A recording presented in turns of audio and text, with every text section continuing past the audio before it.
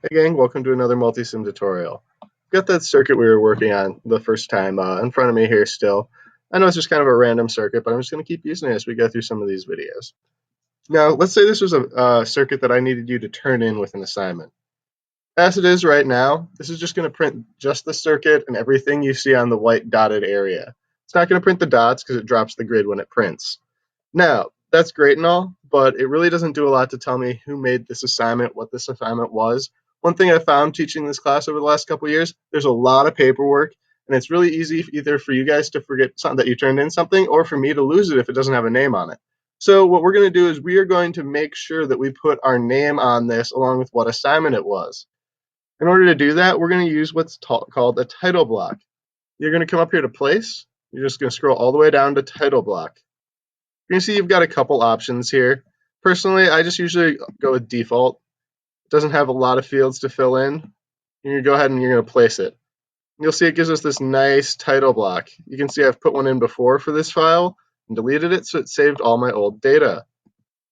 Go in there, give this a title that makes sense. So this, I might say this is basic circuit. And this is the basic circuit made by our team members were Bob Dole, Al Gore, and Jim Bob.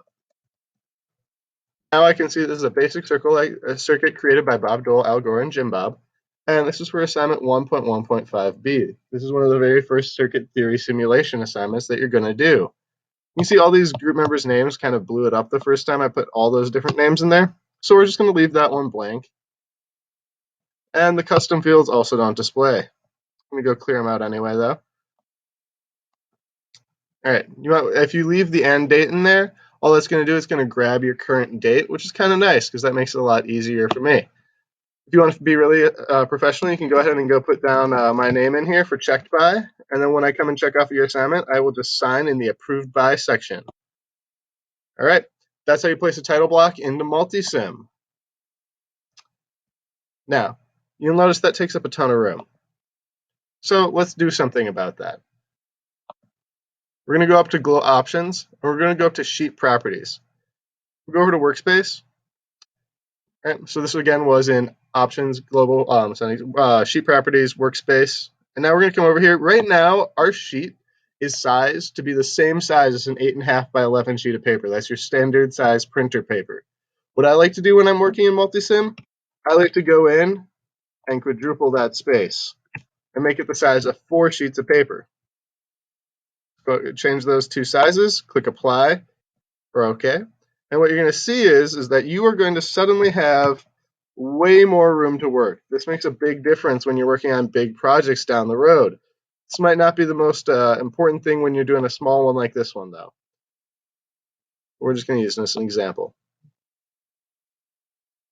If you have on your mice, it's really easy to zoom in and out. I'm working on my laptop here.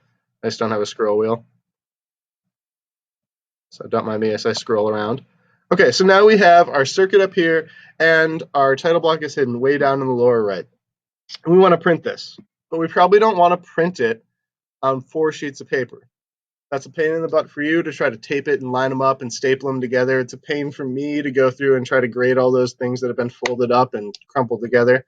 So all we're going to do is we're going to go up to File, Print Options. We're going to go to Print Sheet Setup. Then we're just going to go into Zooms, and we're just going to click Fit to Page.